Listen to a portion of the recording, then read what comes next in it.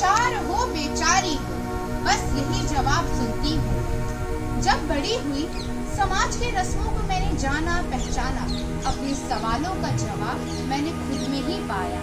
लाचार नहीं बेचारी नहीं, लाचार नहीं बेचारी नहीं, गरजती हूँ चिंगारी हूँ, न छेड़ जाना मुझे, मैं माता पिता की अभिमानी हूँ, मैं माता पिता की अभिमानी हूँ। इतना तो आप सबको समझ में आ ही गया होगा कि आज का जो हमारा नुक्कड़ है वह महिला सशक्तिकरण पर आधारित है। तो क्या कहते हैं तुम्हारे ये नुक्कड़? तो आइए देखते हैं। महिला सशक्तिकरण का अर्थ क्या है, ये मैं आपको बताती हूँ।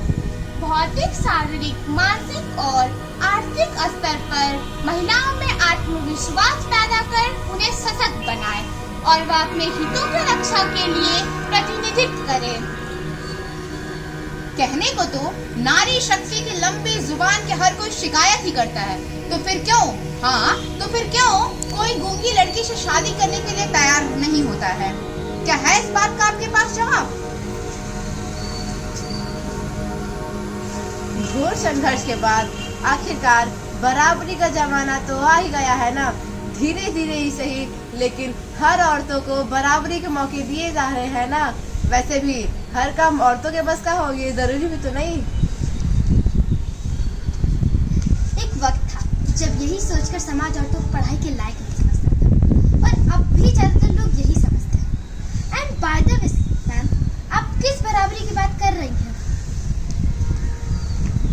औरतों ने अगर कुछ पढ़ लिख लिया तो क्या उनकी और मर्दों की जिंदगी एक बराबर हो गई?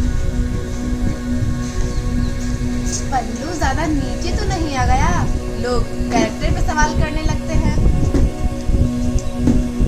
ऑफिस में काम कम तो नहीं कर रही, ऐसा कहकर प्रमोशन रुकवा देते हैं। क्या जानते क्या आप एक औरत होने के बारे में? हर कदम पे ऐसे सवाल पड़ते हैं जो एक आदमी कभी सोच भी नहीं सकता है।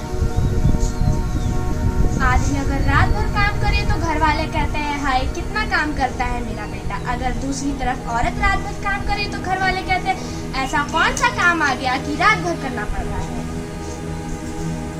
इधर एक तरफ हमारे देश में एक पिता अपने बेटी के दहेज को इकट्ठा करने की चिंता में घर आना ही भूल जाता है, घर का हाल चाल ही भूल जाता है, और हम कहते हैं हमारा देश तो कितना महान है। वाह रे वाह, ये अजीब रिवाज है। यहाँ नीयत आदमियों की खराब होती है, लेकिन घूंघट महिला शक्ति को निकलवाया जाता है। अरे जब हर महीने आपके बदन से पानी की तरह खून बहेगा, सर फटेगा और पैर फूल जाएंगे ना, तब हम औरत और मर्द की बराबरी की बात करेंगे। महिला सशक्तिकरण की भावना सिर्फ कागजी नियम न बन के रह जाए, हमें उसको अपने व्यवहार में भी शामिल करना होगा। तो हम कहते हैं कि हम क्या करें और क्या ना करें, इसकी लिस्ट देने की जगह आप औरतों को बराबरी का मौका दे कि वह अपना कौशल प्रदर्शन करें।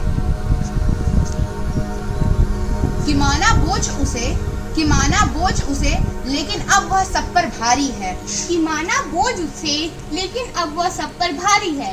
दबाया था जिन्हें पैरों तले, अब उठकर इंसाफ की बारी है। आंखें चुराना छोड़कर आंखें उठाकर चलना जारी है। जो हर माह रक्त बहाए अपने शरीर से, उस पे दो चार परिंदे क्या भारी हैं? संस्कृति संभाल कर रखने वाली, परिवार को जोड़कर चलने वाली, सम्मान करो तुम उसका, है वो एक नारी। एक दूनी दो, दो दूनी चार, याद रखना हमारा विचार।